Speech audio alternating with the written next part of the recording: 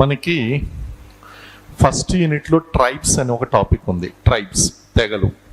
1 or 2 questions వస్తాయి దాని నుంచి, ఖచ్చితంగా 1 or 2 క్వశ్చన్స్ వస్తాయి. ట్రైబ్స్ మొన్న కూడా మీరు రాసినటువంటి వేరియస్ ఎగ్జామ్స్లో ట్రైబ్స్ మీద క్వశ్చన్స్ వచ్చినాయి అని విన్నాను. ట్రైబ్స్ మీద కొన్ని క్వశ్చన్స్ వచ్చినాయండి. ట్రైబ్స్ మీద, తెగల మీద.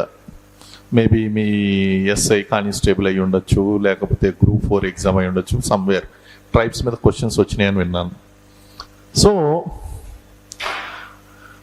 ట్రైబ్స్, దీన్ని మనం తెగ అని అంటాం. తెగ ఇది ఫస్ట్ యూనిట్లో ఉంటుందండి. ఇది ఫస్ట్ యూనిట్లో ఉంటుంది, తెగ అనేటువంటి టాపిక్. ఈ తెగతో పాటు ఎథ్నిసిటీ అనేటువంటిది కూడా ఈసారి యాడ్ చేశాడు. మనకి కొత్తగా వచ్చినటువంటి సోషియాలజీ సిలబస్లో మనకి ఎథ్నిసిటీ అనేటువంటిది. సో తెగ, జాతి, జాతి కారకము, రేస్. సాధారణంగా రేస్ అంటే జాతి అంటాం. ఎథ్నిసిటీ అంటే ఒకే రకమైనటువంటి జీనియలాజికల్ ఆర్డర్ ఉన్నటువంటి, ఒకే రకమైనటువంటి ప్రదేశంలో నివసిస్తున్నటువంటి ఆ యొక్క వంశానుక్రమం ఏదైతే ఉందో దాన్ని మనం ఏమంటాం అంటే ఎథ్నిసిటీ అని చెప్పేసి మనం చెప్తాం. ఇప్పుడు Indian ethnic people, Asian ethnic people, అలాగని చెప్పేసి వాళ్ళ యొక్క బ్యాక్గ్రౌండ్ రేసెస్ పరంగా చూస్తే కనుక మనం ఎథ్నిసిటీ అంటాం. ఒక్కొక్కసారి దీన్ని పర్యాయ పదంగా వాడతారు. రేస్ అనేటువంటి పదానికి పర్యాయ పదంగా ఎథ్నిక్ బ్యాక్గ్రౌండ్ అంటారు. ఎథ్నిక్ బ్యాక్గ్రౌండ్ అంటే వాళ్ళ యొక్క మూలాలు. ఒక రకంగా చెప్పాలంటే మనకి ఎథ్నోగ్రఫీ, ఎథ్నిక్ సైన్సెస్ అంటాం. అంటే నరవర్గ సమూహాలు. ఎథ్నిక్ గ్రూప్స్ అంటే ఏంటి అంటే సింపుల్గా చెప్పాలి అంటే ఎథ్నిక్ నరవర్గము, నరవర్గ సమూహము అని వస్తుంది, నరవర్గం. సో ఇంత టెక్నికల్గా మనం అర్థం చేసుకునే కంటే సింపుల్గా మనకు అర్థమయ్యేటువంటి లాంగ్వేజ్లో మాట్లాడాలి అంటే ఇట్స్ ఎ సినానిమ్గా వాడుతూ ఉంటారు రేస్ అనేటువంటిది. సో ఈ ట్రైబ్ అండ్ ఎథ్నిసిటీ ఈ రెండు కూడా అనుబంధంగా ఒకదాని తర్వాత ఒకటి తెలుసుకోవాల్సినటువంటి టాపిక్స్. Let us talk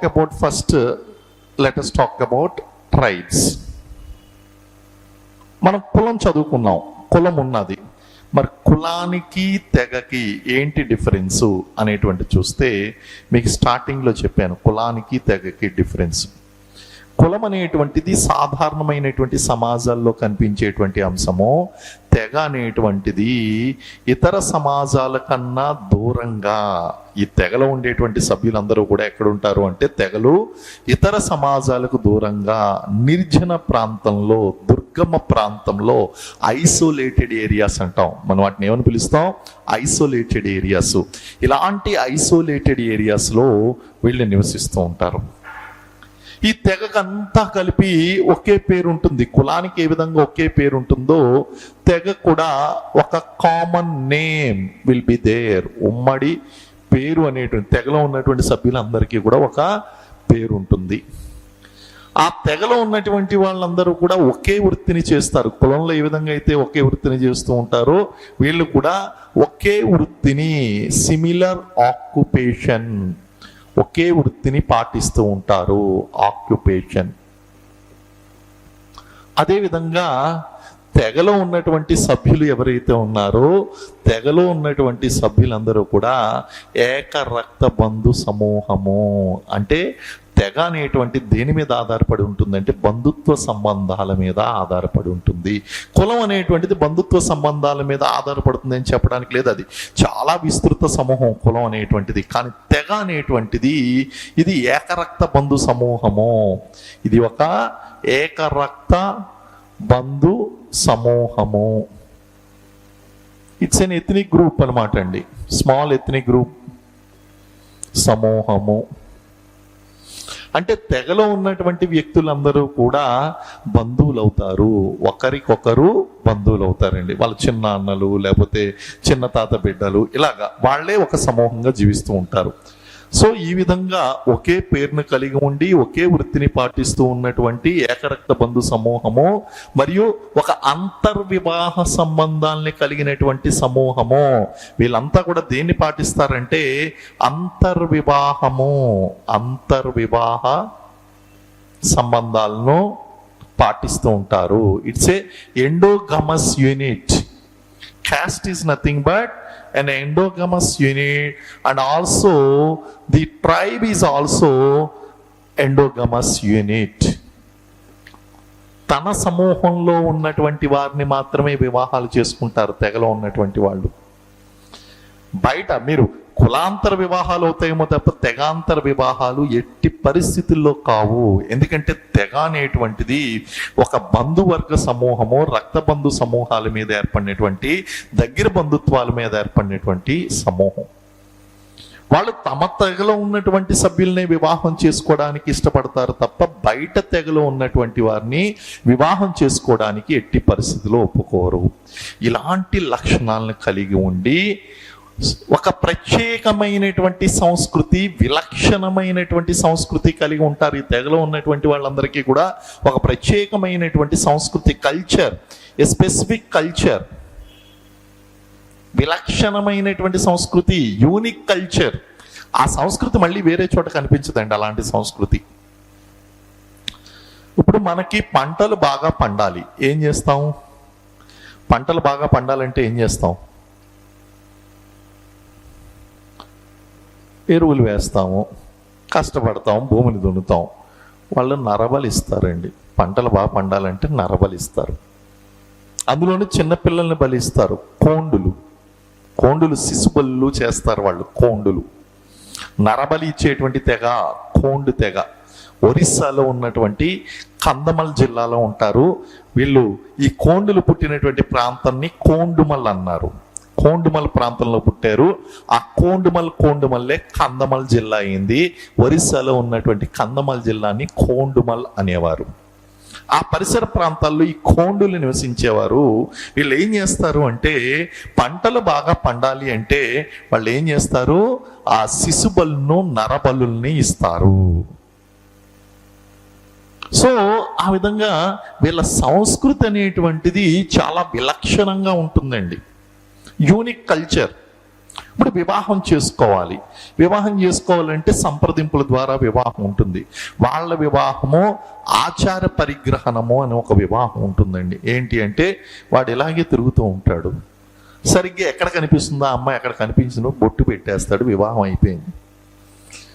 బొట్టు పెట్టిన తర్వాత ఇంక వివాహం కాలేదంటే ఒప్పుకో. బొట్టు పెట్టడం అంటే వివాహంతో సమానమే వాళ్ళకి.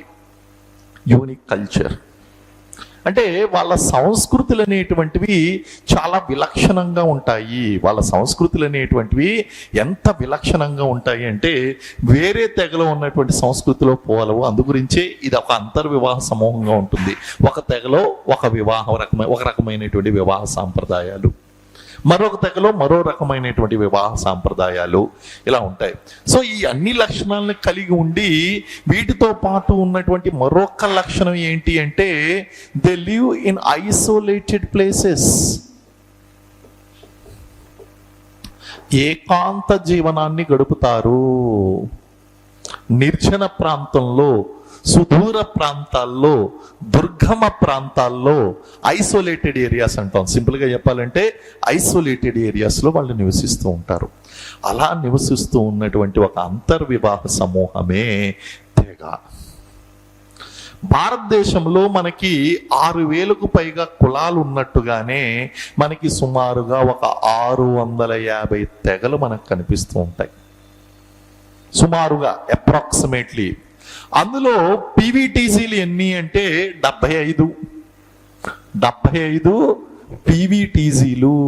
పీవీటీసీ ఇంతకుముందు పీటీసీలు అనేవారు, ఇప్పుడు పీవీటీసీలు అంటున్నారు. Particularly vulnerable tribal groups. PVTC అంటే ఏంటమ్మా? Particularly vulnerable tribal groups. అంటే ఇప్పటికీ కూడా ఆ ప్రిమిటివ్ కల్చర్నే అనుసరిస్తున్నటువంటి వారు, ఇప్పటికీ కూడా ఆదిమ సంస్కృతినే అనుసరిస్తూ ఆదిమ జీవన పద్ధతులను గడుపుతూ ఉన్నటువంటి తెగలను ప్రిమిటివ్ ట్రైబ్స్ అంటారు. అంటే భారతదేశంలో ఉన్నటువంటి తెగలలో సుమారు 10% మంది, సుమారు 10% తెగలు పీవీటీసీలు. అప్రాక్సిమేట్లీ అదిగో చూడండి, 75% అంటే మోర్ దాన్ 10%. భారతదేశంలో ఉన్నటువంటి తెగల్లో మోర్ దాన్ 10% పీవీటీసీలుగా ఉన్నాయి. అంటే ఆదిమ జీవన పద్ధతులను గడుపుతూ ఉన్నటువంటి వారు అనమాట అండి. ఇప్పుడు ఉదాహరణకి మనం ఆహారోత్పత్తి దశలో ఉన్నామా, ఆహార సంగ్రహణ దశలో ఉన్నామా? మనం are we living in a food producing economy or food gathering economy? Food producing economy. We produce our food. వ్యవసాయం చేస్తాం, వి ప్రొడ్యూస్ అవర్ ఫుడ్ అండి. But there are certain people in the society. భారతీయ సమాజంలో ఇప్పటికీ కూడా కొన్ని సమూహాల వారు వాళ్ళ ఆహారాన్ని ఉత్పత్తి చేయరు, ఆహారాన్ని సేకరిస్తారు. They don't participate in agricultural activities, food producing activities. అంటే వాళ్ళు ఏ రోజు కూడా వాళ్ళు ఆ యొక్క ఆహారాన్ని సంపాదించడం అనేటువంటి దాంట్లోనే ఉంటారు తప్ప ఆహారాన్ని ఉత్పత్తి చేసేటువంటి దశలో ఉండరు. ఉదాహరణకి చెంచుల యొక్క జీవనాధారం ఏంటండి? తెలంగాణలో మరియు ఆంధ్రాలోను తెలంగాణలోను ఉన్నారు. తెలుసు కదా చెంచులు ఎక్కడున్నారు అంటే, చెంచుల యొక్క జీవన స్థానము, వాళ్ళ యొక్క ప్రదేశం ఎక్కడుందండి? చెంచులు ఎక్కడ జీవిస్తున్నారు చెప్పండి? వాళ్ళ పుట్టిక యొక్క ప్రాంతం ఎక్కడ? పుట్టిన ప్రాంతం ఏ అడవుల్లో పుట్టారు వాళ్ళు? నల్లమల్ల అడవుల్లో పుట్టారు. చెంచుల యొక్క జన్మస్థానం ఏది అంటే శ్రీశైలంలో ఉన్నటువంటి నల్లమల్ల అడవులు వాళ్ళ జన్మస్థానం. ఆ శ్రీశైలంలో ఉన్నటువంటి నల్లమల్ల అడవుల నుంచి ఇటు తెలంగాణకు అటు ఆంధ్రాకు స్ప్రెడ్ అయ్యారు. ఇటు తెలంగాణ మహబూబ్ నగర్ వైపు, అటు కర్నూలు, ప్రకాశం, గుంటూరు బార్డర్ వరకు, గుంటూరులో మనకు తగలరనుకోండి, ప్రకాశం జిల్లా వరకు వీళ్ళు విస్తరించి ఉన్నారు నల్లమల్ల అడవుల్లో. ఈ చెంచుల్లో ఓర చెంచులు, కృష్ణ చెంచులు, ఇలాగ రకరకాల పేర్లతో వాళ్ళు, దూది చెంచులు, బొంత చెంచులు, ఇలా రకరకాల పేర్లతో మళ్ళీ సబ్ కాస్ట్లు ఉంటాయండి. అందులో ఇంటి పేర్లు వాళ్ళతో పాటు ఓర చెంచులు అంటారు, కృష్ణ చెంచులు అంటారు, బొంత చెంచులు అంటారు, ఇలా రకరకాల చెంచులు వాళ్ళు అక్కడ జీవిస్తూ ఉంటారు.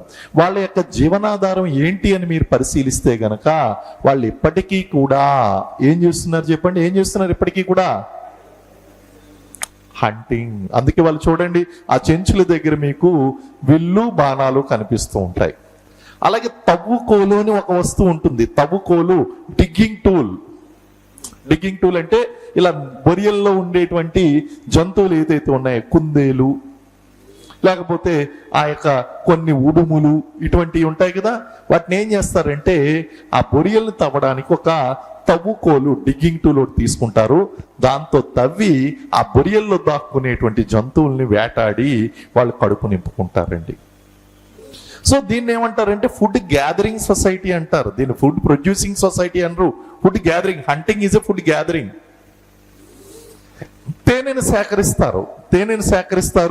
ఆ తేనెని చాలా చక్కగా ఎంజాయ్ చేస్తారండి. అక్కడే తేనె పట్టు పడతారు. పట్టిన తర్వాత ఆ మైనంతో సహా దాన్ని, ఆ పుట్ట తేనెని జాగ్రత్తగా తింటూ ఉంటారు. అది కడుపు నింపుకుంటారు, అక్కడే తినేస్తారు. తిన్న తర్వాత మిగిలింది ఇంటికి తీసుకుని వెళ్తారు కుటుంబ సభ్యులకి. సో ఇదంతా కూడా ఏంటి అంటే ఫుడ్ గ్యాదరింగ్ సొసైటీ. సో వీళ్ళంతా ఎవరండి? పీవీటీసీలు అనేటువంటి వాళ్ళు ఆహారోత్పాదక దశలో కాదు, ఆహార సంగ్రహణ దశలో ఉన్నటువంటి వారు. అలాంటి జాతులు ఎన్ని ఉన్నాయి అంటే మన ఆంధ్ర తెలంగాణలో 33 జాతులు మనకు కనిపిస్తాయి. భారతదేశంలో 75 జాతులు కనిపిస్తాయి. 75 తెగలు అని చెప్పొచ్చు. ఎన్ని? 75 తెగలు పీవీటీసీలు చెందినటువంటి వాళ్ళు భారతదేశంలో. మరి మన ఆంధ్ర తెలంగాణలో పీవీటీసీలు కాదు, మొత్తం ట్రైబల్ గ్రూప్స్ కనుక చూసినట్లయితే, పీవీటీసీలు కాదండి, మనకి ఆంధ్ర తెలంగాణలో ఉన్నటువంటి మొత్తం చూస్తే ఒక 33 గిరిజన తెగలు కనిపిస్తాయి.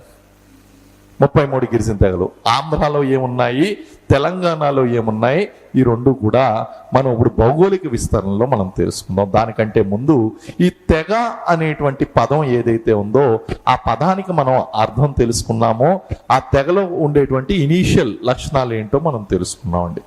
మరి భారత రాజ్యాంగంలో కూడా మనకి ఏంటి అంటే ఆర్టికల్ 342 ప్రకారము, పాలిటీలో మీరు చూసి ఉంటారు కదా, ఆర్టికల్ 342. ఒకవేళ అక్కడ చూడకపోయినా సరే ఇది మీరు నోట్ చేసుకోవాలి, చాలా ఇంపార్టెంట్ ఇది. ఈ ఆర్టికల్ ఎందుకంటే భారత రాజ్యాంగంలో అధికరణ 342 ప్రకారము ఏదైనా ఒక తెగను, ఏదైనా ఒక కుల సమూహాన్ని లేదా ఏదైనా ఒక సమూహాన్ని తెగగా గుర్తించాలి అంటే ఏ ఏ లక్షణాలు ఉండాలి అనేటువంటి విషయాన్ని ఇక్కడ చర్చించడం జరిగింది, ఇక్కడ పేర్కొనడం జరిగిందండి. ఆర్టికల్ 342 మీరు ఖచ్చితంగా గుర్తుపెట్టుకోవాలి. ఆర్టికల్ 342, 356, 360 ఎలాగైతే మీరు పాలిటీలో గుర్తుపెట్టుకుంటారో మన సోషియాలజీలో ఆర్టికల్ 342 కూడా గిరిజనులకు సంబంధించి మీరు గుర్తుపెట్టుకోవాలి. కారణం ఏమిటి అంటే ఒకప్పుడు మాది పెద్ద కులం అంటే మాది పెద్ద కులం అని చెప్పేసి పోరాడుతున్నారు. ఇప్పుడు మాత్రం నీకు నమస్కారం రా బాబు, మాది పెద్ద కులం కాదు చిన్న కులం అని పోరాడుతున్నారు. ఒకప్పుడు ఏది పెద్ద కులం అని దెబ్బలాడారో వాళ్ళే ఈరోజు నీకు నమస్కారం రా బాబు, మాకు పెద్ద కులం కాదు, నువ్వు చెప్తుంటే వినవేటి, మాది వెనకబడినటువంటి కులం. ఓసీలందరూ కూడా బీసీలు కావాలంటున్నారు, బీసీలందరూ ఎస్సీలు కావాలంటున్నారు, ఎస్సీలందరూ కూడా ఎస్టీలు కావాలంటున్నారు. ఎస్టీలుగా చేరడానికి డిమాండ్లు పెరిగిపోతున్నాయి. ఒక 2001 జనాభా లెక్కల నుంచి 2011 జనాభా లెక్కల దగ్గరకు వచ్చేసరికి గిరిజనుల జాతుల యొక్క సంఖ్య పెరిగిపోయింది, ఎస్టీల యొక్క సంఖ్య పెరిగిపోయింది. అంటే జనాభా పెరగడం వల్ల కాదు, కొత్తగా చేర్చినటువంటి కులాల వలన. కొత్తగా కొన్ని కులాలను తీసుకొచ్చి ఎస్టీలో జాయిన్ చేశారు. అలాగే 2011 నుంచి ఇప్పుడు 2024లో సెన్సస్ వచ్చిన తర్వాత మనం చూస్తే గనక మళ్ళీ కొత్త కులాలను కొన్ని చేర్చినటువంటి కులాలతో మళ్ళీ జనాభా పెరుగుతుందండి. అంటే ఏంటి, కొత్తగా మమ్మల్ని ఎస్టీలోకి గిరిజన జాతులుగా మమ్మల్ని గుర్తించండి అని చెప్పేసి అనేక మంది పోరాటాలు చేస్తున్నారండి. మరి ఏంటి, దేన్ని మనం పరిగణలోకి తీసుకోవాలి? మరి ఏదో ఒక యాడ్స్టిక్ ఉండాలి కదా, ఏదో కొన్ని లక్షణాలు ఉండాలి, ఏదో ఒక రాజ్యాంగ పరమైనటువంటి ఒక విధానం ఉండాలి. ఆ విధానం ప్రకారం దాన్ని అసలు గిరిజన తెగ కాదా అనేటువంటిది గుర్తించాలి. అది ఎక్కడ చెప్పారు అంటే ఇదిగో ఇక్కడ చెప్పారు. ఆర్టికల్ 342 ప్రకారము ఏదైనా ఒక సమూహాన్ని తెగగా గుర్తించాలి, ఈ క్రింది లక్షణాలు ఉండాలి అని చెప్పి అన్నారు. నెంబర్ 1 ఏంటి అంటే ఐసోలేషన్. నెంబర్ 1 ఏంటండి, ఐసోలేషన్. తీసేద్దాం.